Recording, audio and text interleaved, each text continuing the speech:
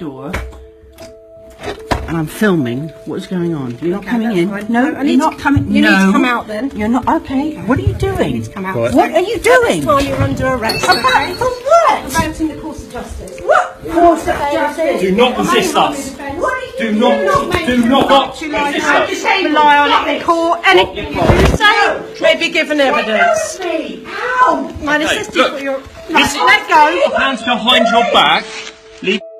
We're in a police state. We're literally in a police state. We have no rights anymore. We're going to walk this way because I need to get away from this place. Oh my God. I'm in a lot of pain because of what they did this morning. Did they hurt you? Oh my God. But first off, it's not about the reason we thought. Up this way. Here. Oh, no. Yeah, this is the way I came out. Okay, yeah, that's good. Are you all right coming up Yeah, here? sorry. So yeah, no, it wasn't good. I did on my YouTube, I did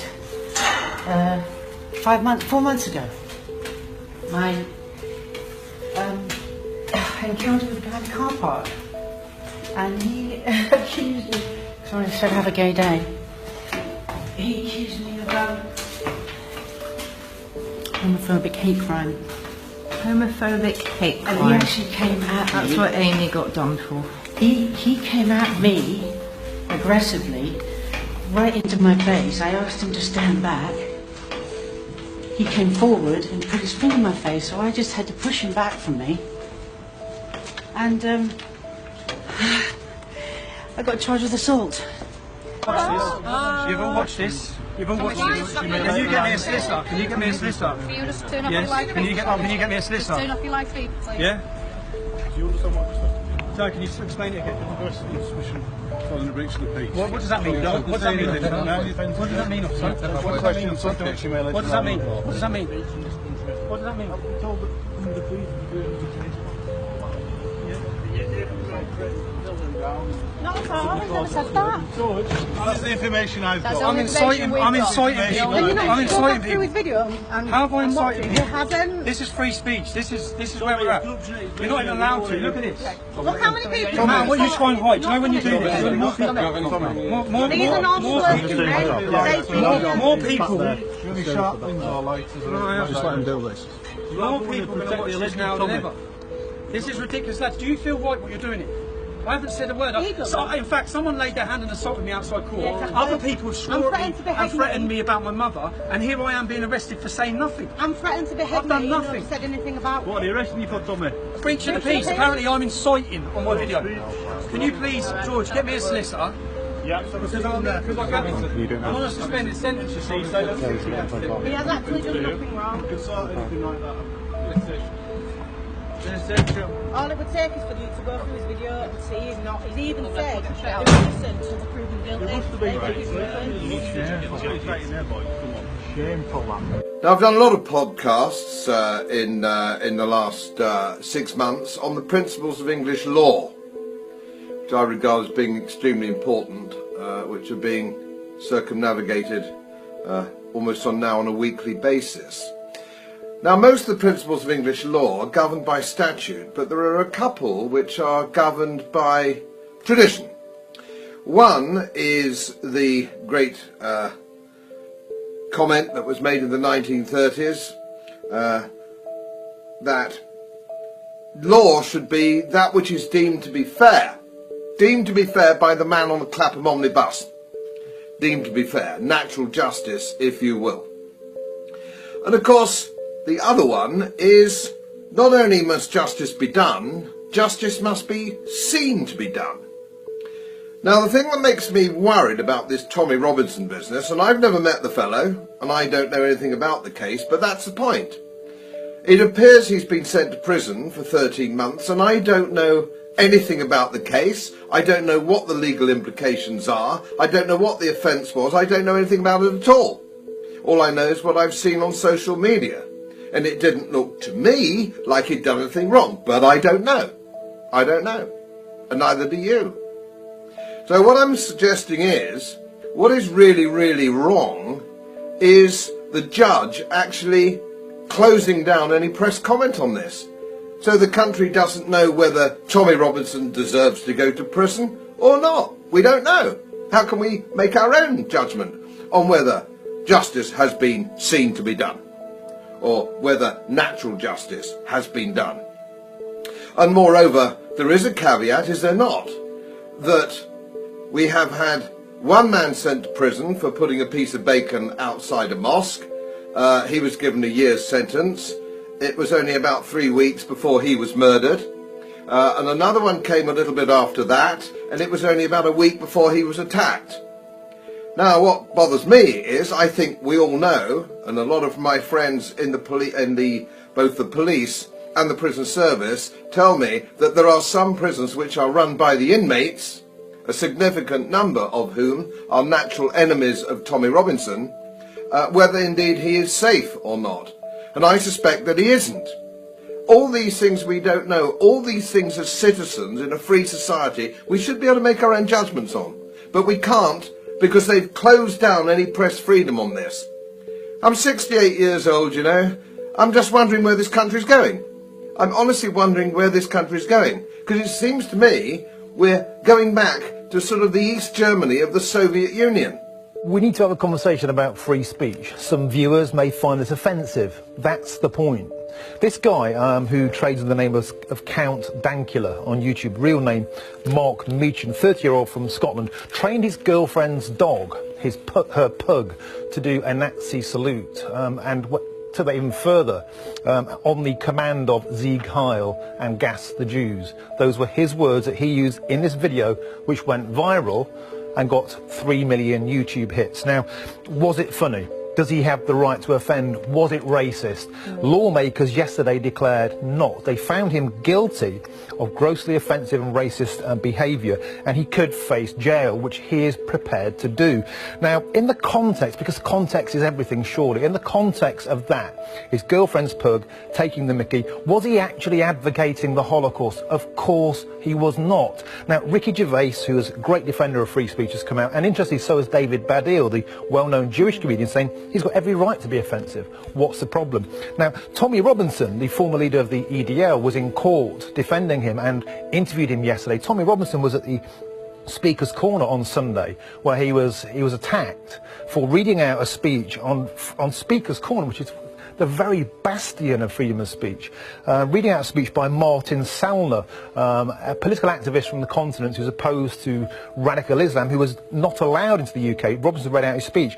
We're in a situation where free speech is in great peril in this country, and we must stand up to it. You might find this offensive. We have the right to be offensive, surely. Okay. This year there have been multiple examples of why the police force is no longer fit for purpose. Wiltshire Police decided to threaten Twitter users by saying, "You can't hide from us if you're spewing abuse from behind your computer screen. Our boys and girls in blue will find you. Hashtag 999 watch your emergency. Hashtag 999 like tweets are a emergency. Are you for real? Wiltshire must be really safe if the police have so much time on their hands, right? Oh, and look at that. Look at that grammar. It's your, as in you're not worth your salaries." The tweet was in response to a TV series called 999 Wash Your Emergency. The show focuses on hate crimes and racially aggravated assaults throughout Wiltshire. And in typical Channel 4 style, they told us how Brexit was to blame, of course. Their tweet wasn't popular either. Wiltshire Police was inundated with negative tweets, with users asking how many FGM convictions they've made lately. They've made no arrests, no convictions. They're concentrating on tweets, yeah? And why they can spend so much time scouring the internet for mean tweets, but they can't send any officers to businesses to arrest shoplifters. The police are rattled too. On July the 25th, they responded to the public's outrage by saying that they will not tolerate any form of abuse, and how they're now reviewing the posts people have made and will consider any criminal offences which might have been committed. Is this entrapment? At least it's very cruel and manipulative. Why the hell are the police making this their focus? What is that all about? And by the way, this is the same police force that arrested Paul Weston back in 2014. He publicly quoted the words of Sir Winston Churchill. "Individual Muslims may show splendid qualities, but the influence of the Islamic religion paralyses the social development of those who follow it." Wiltshire Police arrested him and charged him with incitement of racial hatred for quoting Churchill. For quoting Churchill, he gets arrested.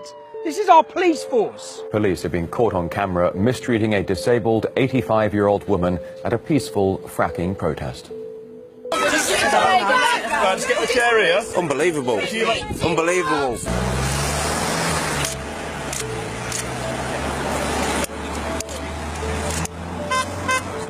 You mean to tell me you came out of the house this morning to drag an 85-year-old woman across the road?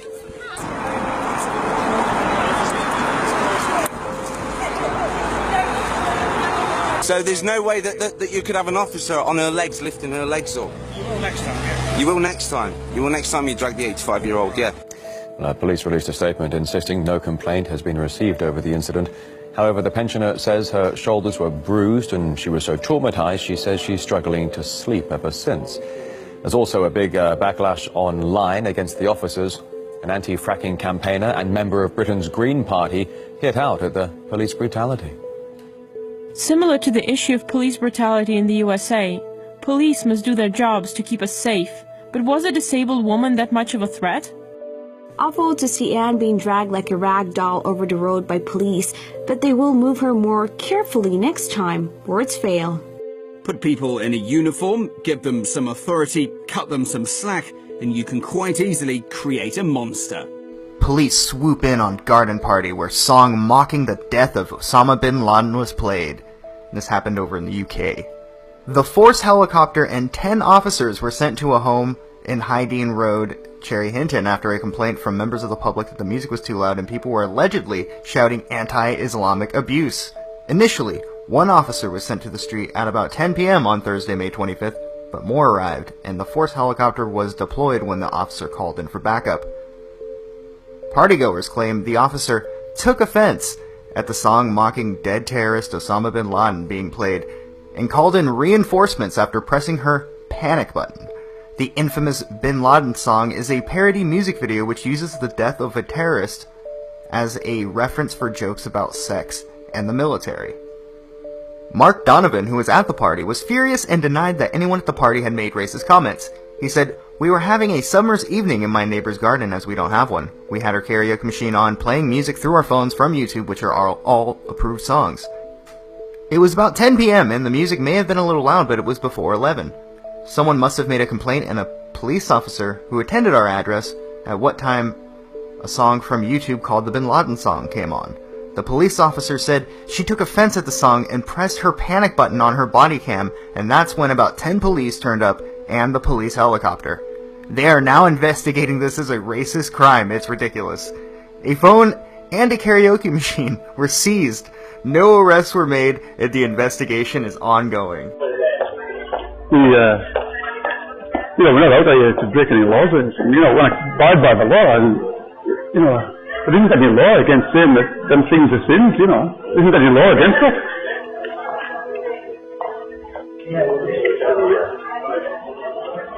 Hello? What have you been saying, homophobic-wise?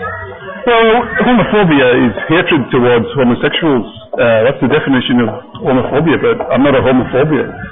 I spoke to your officer earlier, and he was upset that I was saying homosexuality was a sin, which is what the Bible says, and I affirm that's what I say because that's in the Bible, And there's no law. There's no law. Well, there is. No, it isn't. There is.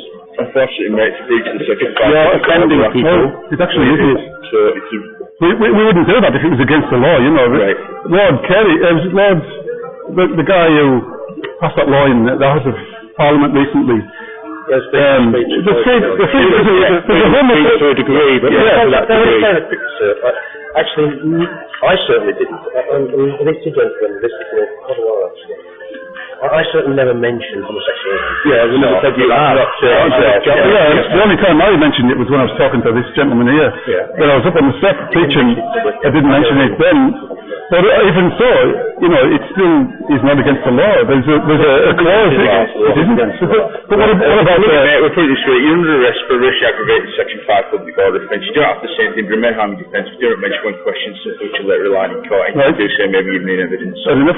Okay.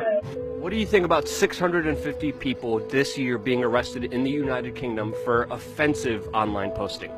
I think that's ridiculous. I think they're trying to tell us how to think, how everything. It's wicked. It's evil. And the man you're talking to here had a hell of an experience here in England. What happened? Well, if you just look at my phone here, you'll see that my name's Vernon Mussington. And it said entrepreneur hauled into court for a hate crime for saying all right geezer. I went to Crown Court a few months ago for saying all right geezer. What? It's Crown Court, the big court. Wait, what does all right geezer means? I don't even understand. In America or in Canada, you say, hey dude, how you doing, dude? Yeah. What's up, dude? Exactly the same as that. So I said, hey dude, to somebody that looked like a man, dressed like a man, and in fact, according to the law, was a man. And I ended up being locked up in the cell all day, yeah, and taken to court. I had to go to court twice. I went once in September, and they found me guilty for a hate crime for saying all right geezer. What? Yep, and they give me £360 fine, 150 hours community service, and a 2-year restraining order. What? And because I work with children, and I've invented a sport here in England that's going to be a big sport one day, I thought I had to fight this because they were trying to get me kicked out of home and all this kind of stuff. So I went back to court in February this year, and I won my case, and I got acquitted. But all I said was all right geezer, and I ended up in a prison cell, and I ended up in the Crown Court. For all right